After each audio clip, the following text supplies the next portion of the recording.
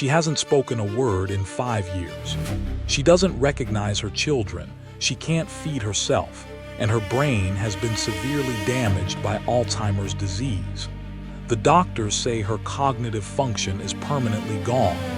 But today, something unexpected happens. She opens her eyes, looks directly at her daughter, smiles, and says, "I am so proud of you." She speaks with perfect clarity, remembering details she hadn't mentioned in decades. The family is overjoyed, thinking she is getting better. But the nurses know the reality. This isn't a recovery, it is a final farewell. Hours later, she passes away. How can a brain that has suffered severe structural damage temporarily bypass its physical limitations right before death? By the end of this video, you will understand terminal lucidity, a medically documented phenomenon that challenges our understanding of the human brain. To understand why terminal lucidity is so puzzling to neuroscientists, we have to look at what dementia actually does to the brain. Alzheimer's doesn't just erase memories, it physically alters the hardware. It creates amyloid plaques and neurofibrillary tangles that choke neurons to death. Brain tissue shrinks and dies.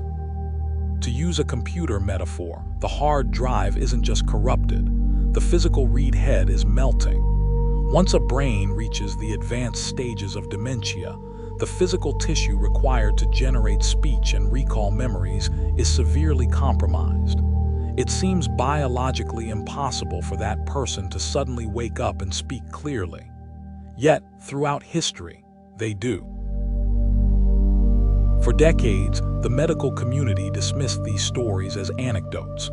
But recently, researchers like Dr. Michael Naum and Dr. Bruce Grayson began systematically compiling these cases. They found dozens of documented reports where patients with advanced brain destruction, not just Alzheimer's, but brain tumors and strokes, experienced a sudden, temporary clarity before death.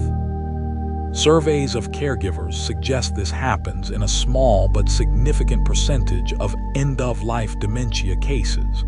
This creates a profound neurological paradox. If the physical neural pathways are damaged, how is the signal suddenly getting through? Critics often argue that these moments of clarity are just end-of-life hallucinations. But neurologically, the two are completely distinct. A hallucination is usually caused by medication side effects or oxygen deprivation, creating chaotic, disjointed imagery.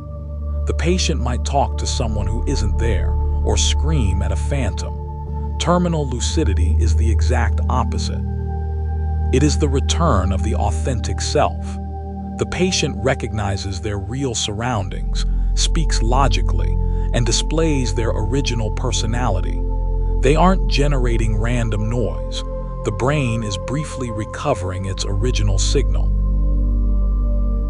Science currently has 3 leading hypotheses to explain this. The first is the network remodeling hypothesis. As the brain begins to die, the normal communication pathways shut down, but the brain is highly plastic.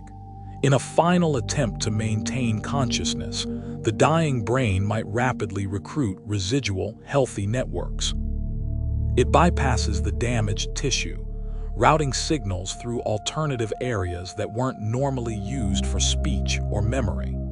It is a temporary functional reconnection, using backup wiring to allow one final moment of communication before the system collapses. And if decoding the profound, unexplained mysteries of the human brain using rigorous science is what you're looking for, make sure you're subscribed to Mind Connect, because we go this deep every single week. The second hypothesis is the pre-death neurotransmitter surge. In 2023, a landmark study by the University of Michigan tracked the brain waves of dying patients. They found that right before death, the brain doesn't always slowly fade away. In some cases, it flares up with massive, synchronized bursts of gamma waves. Gamma waves are associated with high-level cognition and memory retrieval. As the brain loses oxygen, it may dump its remaining neurotransmitters in one final chemical release.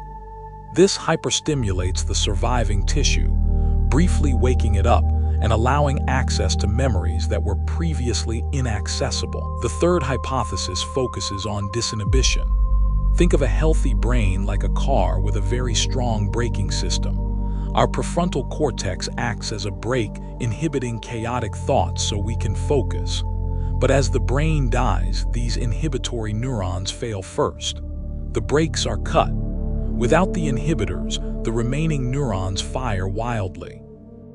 This brief, chaotic electrical storm might temporarily unlock memory centers that were blocked by the disease. It doesn't repair the damaged tissue, but it removes the roadblocks, allowing the last surviving memories to flood to the surface. But why would the brain do this?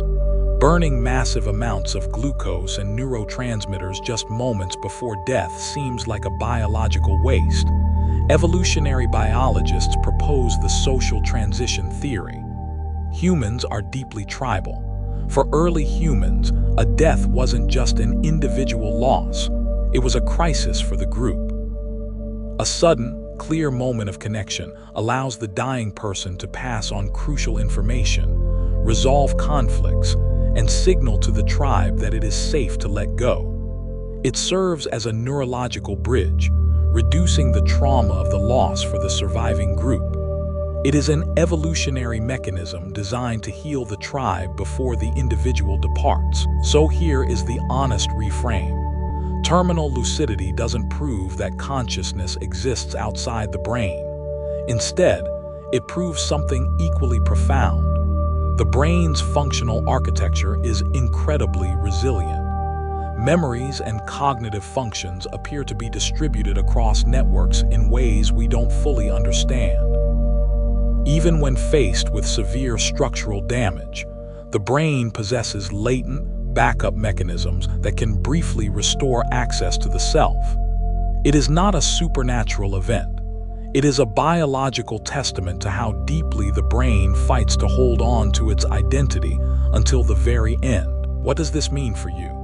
If you have a loved one suffering from dementia, Alzheimer's, or severe brain trauma, never assume their capacity for connection is completely gone. The medical data proves that residual capacity can re-emerge briefly. Talk to them, hold their hand, play the music they love, tell them the things you need to say even if they can't respond. Because the science of terminal lucidity suggests that even in a severely damaged brain, there may be a latent layer of awareness that is still listening, waiting for the right conditions to reconnect. I want you to go to the comments right now and share if you have ever experienced a moment like this with a loved one before they passed.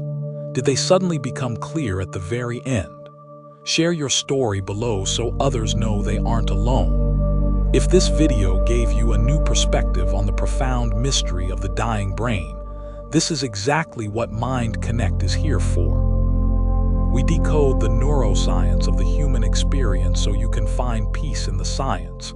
Hit like, subscribe for more deep dives, and share this with someone who is caring for an aging parent. They need to hear this the most. See you in the next one.